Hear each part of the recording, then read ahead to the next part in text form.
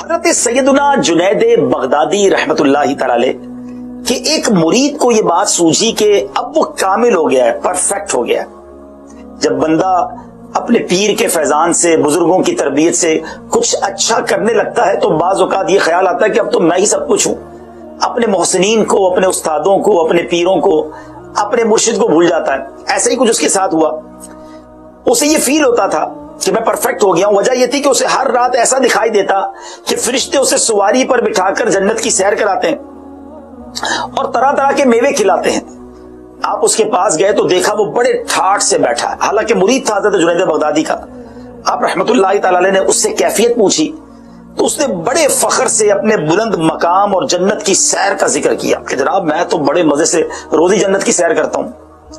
تو آپ نے فرمایا آج جب جنت میں جاؤ اور میوے کھانے سے پہلے، جب تمہیں جنت کی سیر کرائی جائے تو میوے کھانے سے پہلے لا حول ولا قوت پڑھ لینا۔ اس نے کہا بہت اچھا۔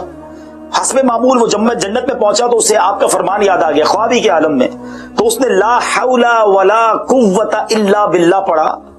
ابھی پڑھا ہی تھا کہ اس نے ایک چیخ سنی اور جنت کو آنے واحد میں اپنی آنکھوں سے غائب پایا، بالکل جنت غائب ہو گئی، اور اپنے آپ کو ایک گندگی کے ڈھیر پر بیٹھے ہوئے پایا جہاں مردوں کی ہڈیاں پڑی ہوئی تھی۔ وہ سمجھ گیا کہ ایک شیطانی جال تھا جس میں وہ گرفتار تھا۔ وہ روتے ہوئے اپنے پیر و مرشد حضرت سیدنا جنید بغدادی رحمت اللہ تعالی کی خدمت میں حاضر ہوا، توبہ کر کے پھر سے ان کی تربیت میں آ گیا۔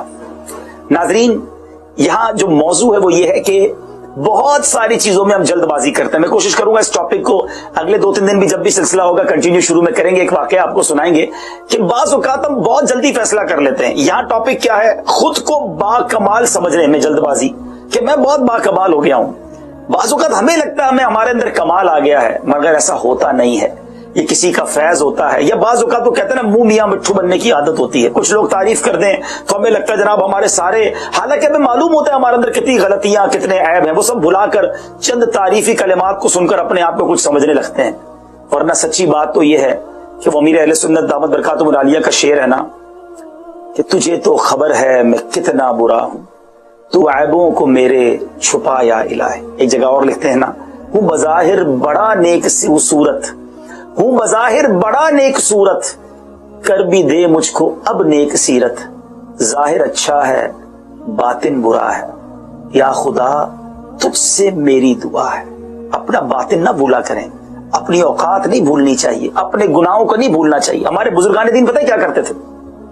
ہمارے بزرگان دین اپنی خطاؤں کو یاد کر کے نیکیوں کو بھول جاتے تھے۔